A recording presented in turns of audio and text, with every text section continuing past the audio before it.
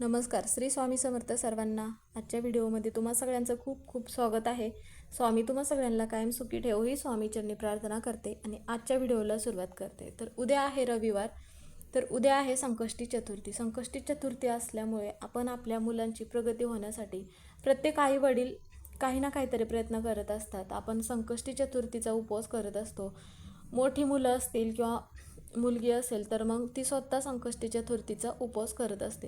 पण काही मुलं लहान असतात ज्यांना उपवास करणं शक्य होत नाही छोट्या मुलांसाठी. तर त्यावेळेस मग असे काही उपाय असतात की आपल्या मुलांची अभ्यासात प्रगती व्हावी, नोकरीमध्ये प्रगती व्हावी. मुलगा सतत आजारी असेल, मुलांना काही इडापिडा होत असेल किंवा लहान मुलं असतील त्यांना नजरबाधा होत असेल, म्हणून मग आपल्याला संकष्टी चतुर्थीच्या दिवशी जरी आपण उपवास केला किंवा नाही केला तरीही तुम्ही हा उपाय करू शकता, जेणेकरून तुमच्या मुलांची प्रत्येक क्षेत्रामध्ये प्रगती होण्यासाठी मदत होईल. असे कोणते उपाय आहेत की जे आपण संकष्टी चतुर्थीला करू शकतो?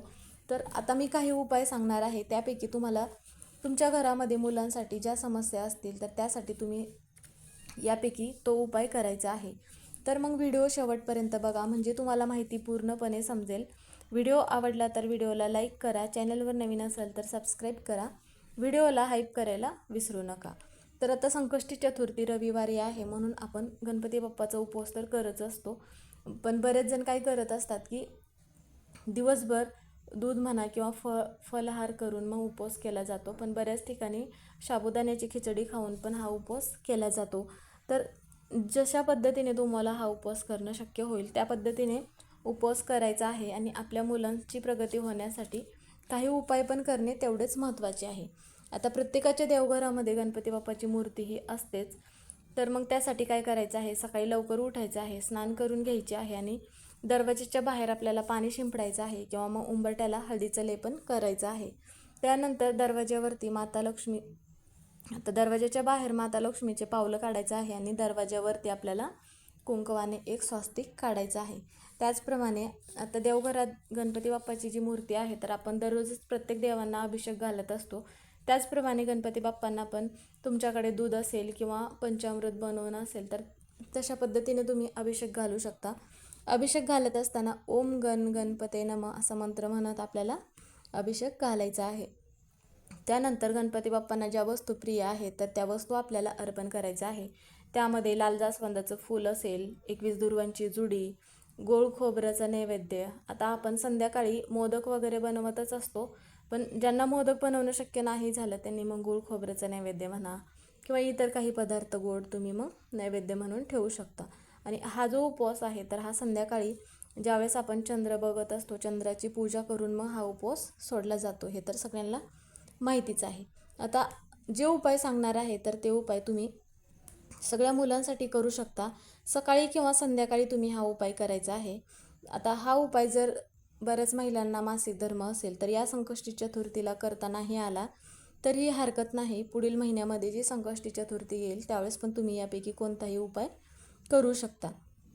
मुलांचे दोष म्हणा, नजरबाधा दूर होण्यासाठी आपल्याला हा उपाय करायचा आहे. किंवा तुमच्या मुलामुलींची विवाह जुळत नसतील, नोकरीमध्ये म्हणा किंवा मुलांची प्रगती व्हावी असे वाटत असेल तर तरीही तुम्ही हा उपाय करायचा आहे. त्यासाठी काय करायचं आहे, एक दिवा लावायचा आहे आणि एक प्लेट घ्यायचा आहे. त्यामध्ये मग आपल्याला काय करायचं आहे, त्यात थोडेसे तांदूळ टाकायचे आहे आणि मग आपल्याला तुम्ही जी पंती घेतली आहे किंवा जो दिवा घेतला आहात तर तो प्रज्वलित करायचा आहे.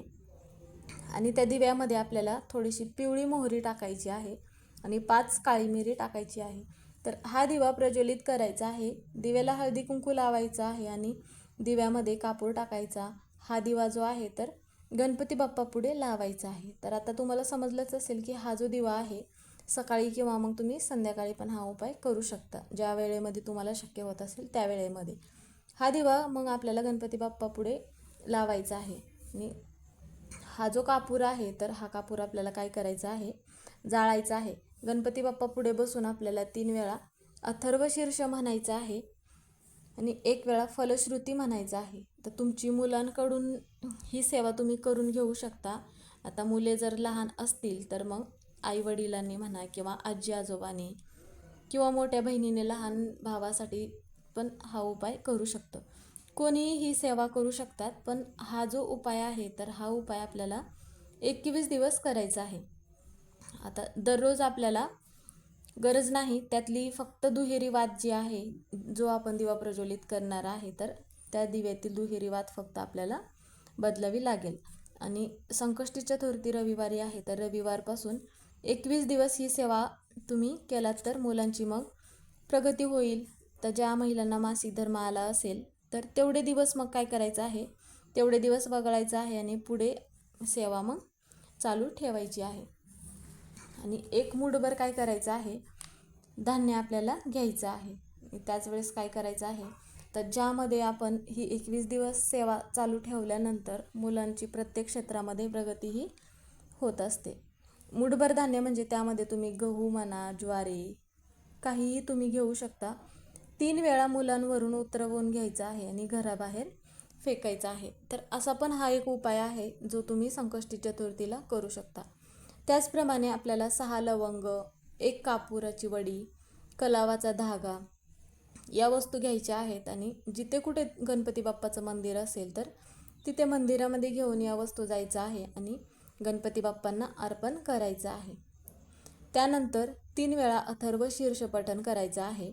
1 वेळा फलश्रुती म्हणायची आणि आपली जी पण काही इच्छा असेल तर ती इच्छा गणपती बाप्पांना सांगायची आहे आणि प्रार्थना करायचं आहे. आता मुलांची विवाह जुळून येत नसतील, नोकरीमध्ये प्रगती होत नसेल, ज्या पण काय अडचणी असतील, ज्या पण तुमच्या मुलांबद्दल काही इच्छा असतील तर त्या इच्छा गणपती बाप्पांना सांगायचं आहे आणि प्रार्थना करायचं आहे.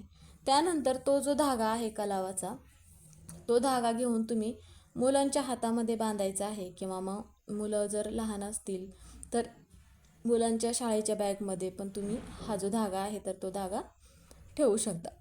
किंवा मग मुली असतील तर मुलींच्या मग पर्समध्ये पण तुम्ही हा धागा ठेवू शकता. म्हणजेच की मुलांच्या सोबत राहील हा धागा, अशा पद्धतीने मग ठेवायचा आहे.